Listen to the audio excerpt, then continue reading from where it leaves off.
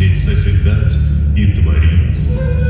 Сказывают, когда-то в древние времена рассердился верховный бог Тура Чувашии, что стали они забывать добрые обычаи, перестали почитать предков, и отнял Бог у людей память, отнял прошлое, а без памяти, без прошлого разве есть будущее?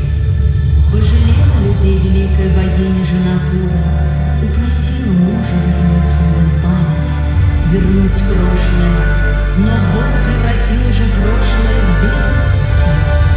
Взяла